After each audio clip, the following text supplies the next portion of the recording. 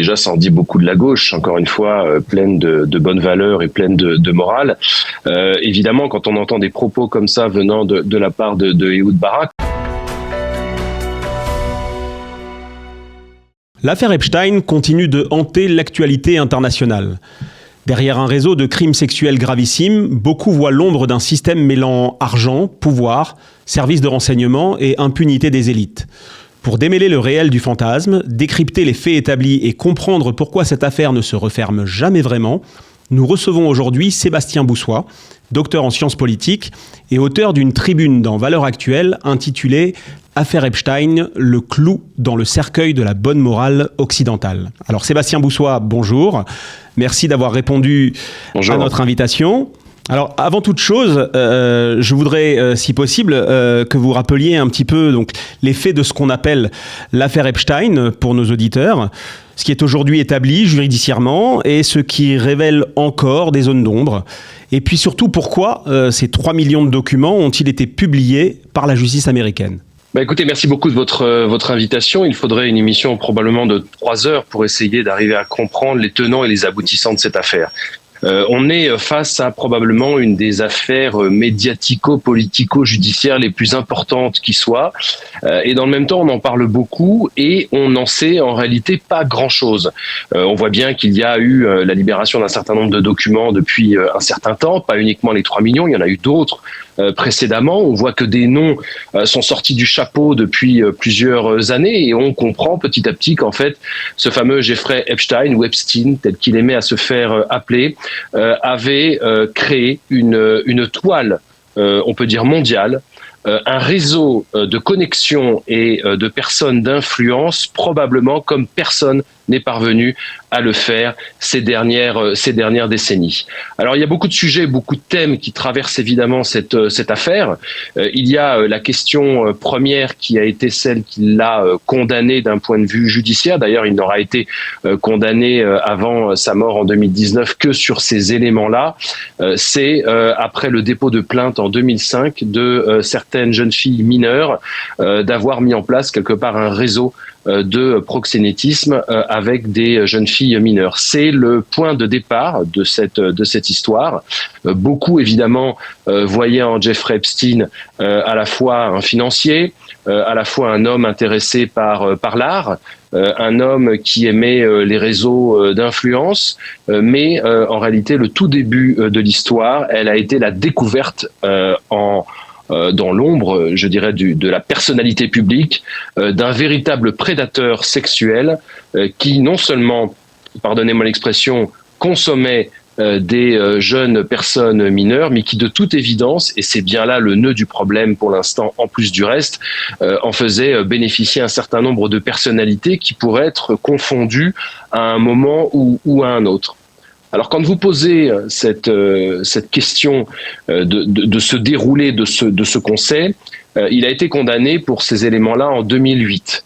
Et puis par un arrangement à l'américaine, il s'en est sorti et il a continué ses affaires puisque un certain nombre d'individus de haut plan et de haut niveau prétendent, comme ça a été le cas d'ailleurs de Jack Lang dans sa défense ces derniers jours en France, prétendent n'avoir rien su de ce qui s'était passé avant et rien su de tous les affaires obscures qui entouraient le personnage au-delà de son intérêt pour l'art, pour la culture et pour l'argent.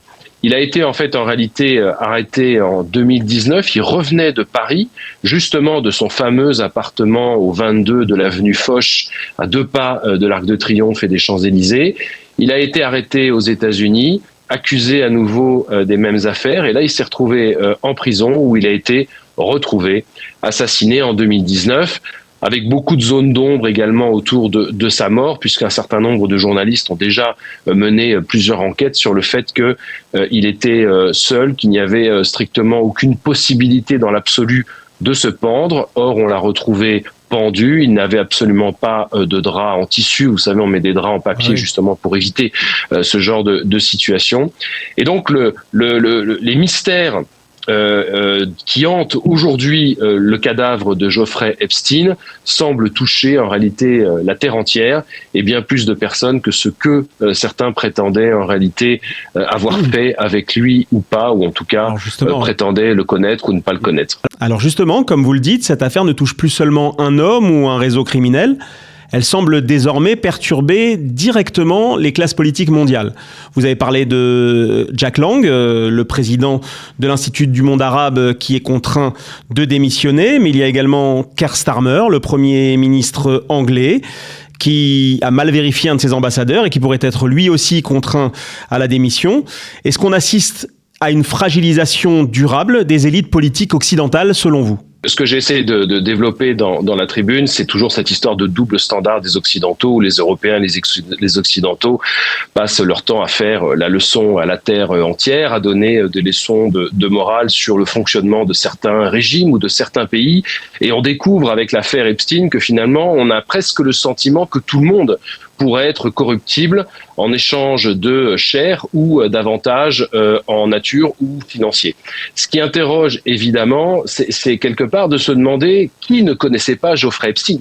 Parce que, en fonction effectivement des révélations, des documents et de l'accès au fameux dossier que n'importe qui peut consulter sur le site du ministère de la Justice américain, je suis allé voir effectivement si je n'étais pas dans les dossiers, je vous invite à faire de même, parce qu'en fait, en réalité, ça en dit beaucoup. Et ce qui est assez fou, c'est qu'on se rend compte que quelque part dans chaque pays, certaines personnes vont avoir à un moment ou un autre approché Epstein. Ça peut être le prince Andrew en Grande-Bretagne. Vous avez effectivement cité alors Keir Starmer, mais surtout son chef de cabinet qui a démissionné, qui avait poussé pour que le fameux Mendelssohn soit élu ambassadeur de la Grande-Bretagne aux États-Unis. Mais vous avez en réalité dans beaucoup de pays, en Europe de l'Est, aux États-Unis et un peu partout des personnes qui pourraient être sur la sellette. À ce stade-là, c'est ça le grand mystère, c'est que même s'il y a, et il faut s'en méfier, une forme de justice médiatique ou de justice des réseaux sociaux, il n'y a quasiment aucune enquête ou quasiment aucune instruction qui a été menée dans les pays avec les personnes concernées, soit pour, je ne sais pas, fraude fiscale, soit pour abus de biens sociaux, soit pour effectivement proxénétisme ou participation à un réseau de proxénétisme. Et ne parlons même pas de ce fameux réseau pédocriminel qu'avait de toute évidence mis en place Jeffrey Epstein et qui semblait être très bien rodé. Alors l'avantage, c'est que... Pardon, je vous écoute. Allez-y. Non, je voulais dire, c'est que l'avantage, c'est que au-delà de tous les noms qui sont sortis, Donald Trump se retrouve être un individu parmi tant d'autres. Mais ce qui est extrêmement inquiétant, au-delà des thèses complotistes qui existent évidemment souvent, c'est de se demander, au-delà de ces relations, au-delà de ces connexions, qu'est-ce que Jeffrey Epstein cherchait à avoir de ces personnes? Et est-ce qu'il échangeait en échange d'un certain nombre de services ou d'informations, de toute évidence, puisqu'il est clair qu'il y a des connexions avec certains services étrangers qui pourraient être israéliens, qui pourraient être russes ou qui pourraient probablement aussi être américains. Qu'est-ce que Jeffrey Epstein avait dans sa besace? Quel dossier avait-il contre les personnes? Qu'a-t-il fourni si ce n'est des jeunes filles? Est-ce qu'on peut imaginer que toutes les personnes concernées étaient attirées par des jeunes filles mineures? Évidemment, tout ça paraît à ce stade-là un peu prématuré et tout ça est encore très, très, très obscur.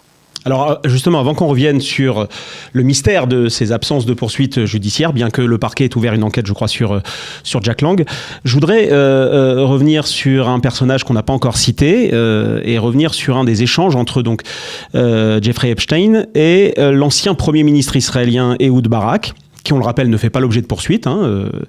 Barak, qui était un ami de Jeffrey Epstein, qui a séjourné plusieurs fois dans un de ses appartements new-yorkais, entre 2015 et 2019, donc bien après sa première condamnation. Alors, l'ancien dirigeant israélien explique son ambition d'être plus sélectif en termes d'immigration que, je cite, les pères fondateurs, qui, eux, prenaient tout ce qui se présentait, et notamment les vagues en provenance d'Afrique du Nord, des pays arabes ou d'ailleurs. Aujourd'hui, nous pouvons nous permettre d'être plus sélectifs. Il faudrait ouvrir la voie à une conversion massive au judaïsme. Plus d'1 million de Russes étaient installés en Israël. Ce million de Russes a radicalement changé le pays. Et je disais d'ailleurs souvent à Poutine, ce qu'il nous faut, c'est juste 1 million de plus. Beaucoup de jeunes filles viendraient, russes, biélorusses, belles, grandes, minces. Voilà, c'est assez glaçant. Qu'est-ce que ce type d'échange entre élites politiques et financières dit de nos démocraties, et est-ce que cela peut avoir un effet politique réel? Écoutez, déjà, ça en dit beaucoup de la gauche, encore une fois, pleine de bonnes valeurs et pleine de morale. Évidemment, quand on entend des propos comme ça venant de la part de Ehud Barak, en Europe, beaucoup critiquent Benjamin Netanyahou et la droite israélienne radicale. Elle a certes des propos qui sont aussi parfois glaçants, mais quand on entend ce genre de choses-là et pratiquement de body shaming, ou en tout cas de sélection physique des personnes qui devraient venir, au-delà de la question de l'immigration positive, beaucoup de pays anglo-saxons ont fait ce choix, et je ne crois pas que ce soit une mauvaise chose, et l'Europe pourrait peut-être parfois en prendre exemple là-dessus. Mais en tout cas, il est évident que on voit bien que Jeffrey Epstein n'était pas juste à la croisée d'un monde financier, il n'était pas juste dans la spéculation ou dans le conseil en investissement immobilier ou en gestion de fortune, mais il avait de toute évidence la place d'un go-between ou d'un individu qui pouvait faire la connexion avec un certain nombre de dirigeants politiques. Vous aviez cité tout à l'heure, et c'est moi qui l'ai fait, le cas de Jack Lang, qui semblerait avoir été influencé en 2017 par Epstein pour faire passer auprès d'Emmanuel Macron un certain nombre de messages, notamment dans un de ses discours. Alors évidemment, la question, encore une fois, elle est de savoir au nom de qui et pour qui roulait Epstein. Est-ce que tout ça est condamnable juridiquement? Il faudra aller évidemment beaucoup plus loin. La question, encore une fois, est de savoir si les justices des pays concernés vont s'emparer de ces affaires. Vous voyez bien que tout le monde panique. Vous avez le roi Charles III qui panique. Vous avez William qui panique. Évidemment, probablement qu'il n'y a pas que le prince Andrew en Grande-Bretagne qui est concerné par l'affaire. Mais en tout cas, ce qu'a réussi à faire justement ce qui interpelle dans cette affaire, c'est malgré toutes ces personnalités citées, aujourd'hui, il n'y a quasiment pas de poursuite. Pourquoi la justice est-elle paralysée ? C'est pour ça que il y a probablement, comme aux États-Unis d'ailleurs, une forme de système de court-circuitage des uns et des autres qui tiennent des dossiers sur les uns et sur les autres. Il est évident que quand tout le monde a chargé Donald Trump avec l'affaire Epstein, on en a oublié pendant longtemps de citer le cas de Bill Gates, de citer le cas évidemment de Bill Clinton, et maintenant on a des photos qui surgissent où on voit Jeffrey Epstein en train de dîner avec Mark Zuckerberg et avec Elon Musk. Donc on est dans une situation où en fait la suspicion et le doute évidemment vont jeter l'opprobre sur l'ensemble des individus qui ont reconnu Epstein. Est-ce qu'il était si passionnant et si passionné d'art et de culture pour que ces individus se suffisent de son intelligence et de son génie? Je ne pense pas. Il y a quelque chose évidemment, sans être complotiste, qui est caché derrière, mais ça probablement que ça implique un certain nombre de services. Alors on a parlé, je ne les ai pas cités tout à l'heure, mais on a parlé à un moment d'une connexion avec le KGB et le Mossad. Je reste très prudent sur ces éléments-là, mais je vois pas du coup pourquoi il n'y aurait pas de connexion avec la CIA.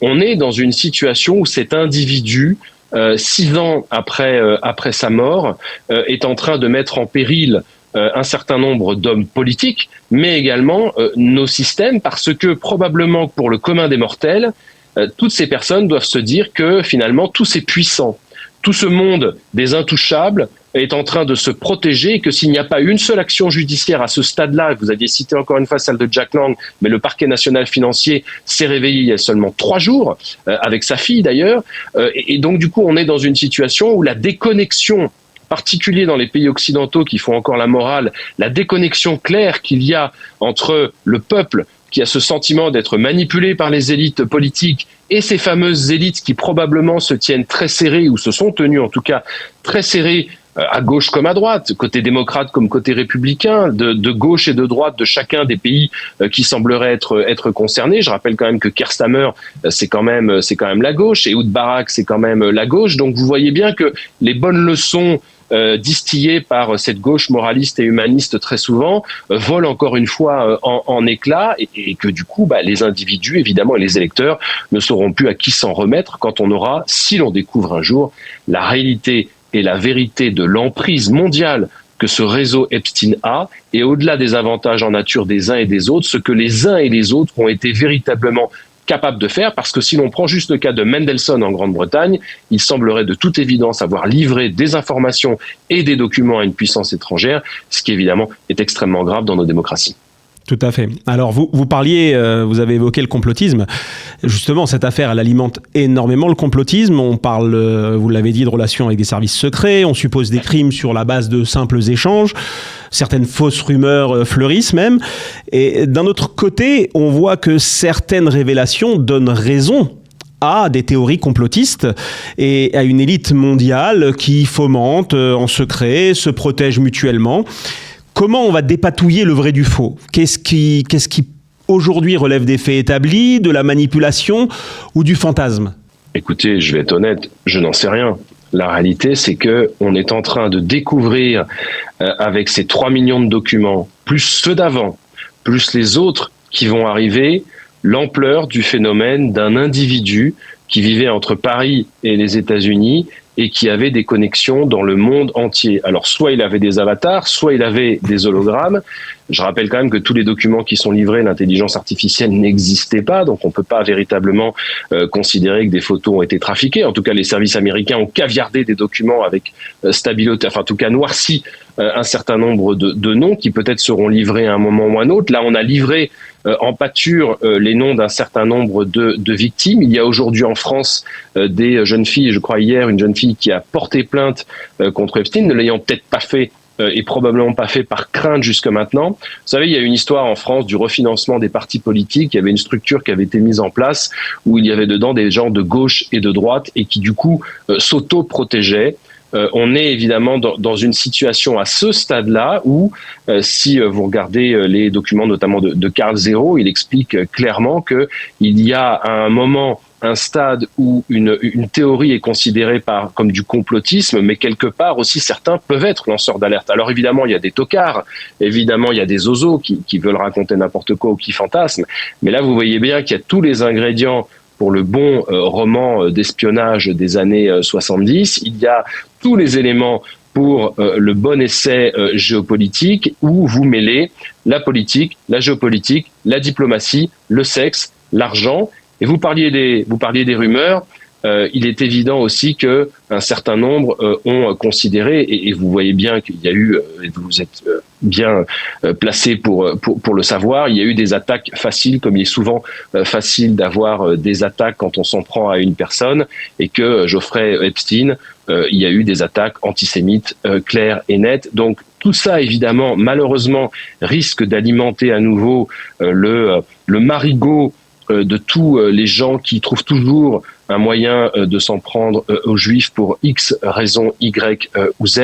Et il faudra évidemment que la justice s'en saisisse et que la justice, en tout cas, si elle veut paraître encore crédible dans les pays concernés où les individus, effectivement, ont de fortes suspicions d'avoir franchi le Rubicon ou la ligne rouge de la légalité, il va falloir qu'il y ait une véritable justice pour sanctionner ces personnes, parce qu'évidemment, le drame, c'est que Jeffrey Epstein a été retrouvé mort, qu'il y a aussi évidemment beaucoup de doutes sur les raisons de sa mort et la manière dont il est mort, et que du coup, évidemment, est-ce que tout ça éclatera un jour ou l'autre ? Il y a malheureusement fort à en douter quand on voit l'ampleur de la tâche à mener et le retard de la justice sur tous ces dossiers et sur toutes ces personnes. Selon vous, quelles pourraient être les suites prochaines de cette affaire concrètement, d'un point de vue judiciaire, mais également sur nos systèmes de gouvernance occidentale qui n'ont jamais été aussi fragilisés que par ces révélations ? Écoutez, demandez aux démocraties qui sont peau de chagrin de faire amende honorable. Les questions de corruption, vous les avez, y compris dans les grandes forteresses de la démocratie. Rappelez-vous toutes les affaires qui concernent le Parlement européen et l'Union européenne. Il est censé y avoir de la transparence. Les gens qui travaillent dans le cadre de l'Union européenne gagnent déjà une fortune et ça ne les empêche pas d'être sensibles à l'appât du gain et à cette idée du toujours plus. C'est véritablement compliqué, évidemment, quand on voit cette histoire, de se demander comment des personnes sont prêtes à vouloir toujours plus. Et puis vous vous demandez aussi, comme certains éditorialistes d'ailleurs en France, comment certains hommes politiques peuvent avoir traversé tant de décennies avec tant de rumeurs, avec tant d'accusations obscures et qui sont passées en réalité à travers les gouttes. C'est pas que le cas de Jack Lang, le prince Andrew. Vous savez très bien qu'il a été déclassé, si je puis dire, et exclu de la famille royale et de son titre. Est-ce que pour autant, à ce stade-là, ils étaient sous le coup de la justice? On voit bien qu'effectivement, pour l'instant, c'est Jack Lang qui paye les pots cassés d'un certain nombre de personnes qui sont sûrement aussi dans les fichiers. Parfois, plus c'est gros, plus ça passe. En tout cas, avec Epstein, de toute évidence, ces gens-là ont eu le sentiment d'être intouchables. Et là, ça met le doigt, effectivement, sur un certain nombre de nos hommes politiques qui sont dans l'abus systématique, qui ne donnent pas, évidemment, une bonne image de la démocratie et qui interrogent, effectivement, aujourd'hui, dans le rejet de la démocratie de la part d'une partie croissante du monde, je pense aux Sud globaux, bien sûr, je pense à un certain nombre de régimes autoritaires qui ne sont pas moins corrompus pour autant, mais qui jouent leur propre partition à eux et fustigent les Occidentaux de faire des leçons à la terre entière, mais qui montrent du doigt très justement les faiblesses de nos démocraties aujourd'hui et le petit microcosme politique ou politico-économique ou le complexe militaro-industriel qui se protègent les uns les autres et qui survit de cette manière de décennie en décennie dans nos pays et qui empêche du coup une véritable transformation complète de nos démocraties qui sont véritablement en péril. Eh bien, écoutez, merci beaucoup Sébastien Boussois pour cet éclairage. L'affaire Epstein est loin d'être terminée, malgré la mort de son protagoniste. C'est une véritable bombe à retardement politique dont les effets, visiblement, vont continuer à se propager. Affaire à suivre donc, et peut-être qu'on vous retrouvera sur notre antenne pour en reparler à nouveau. Merci beaucoup. Merci, à bientôt. Au revoir, à bientôt.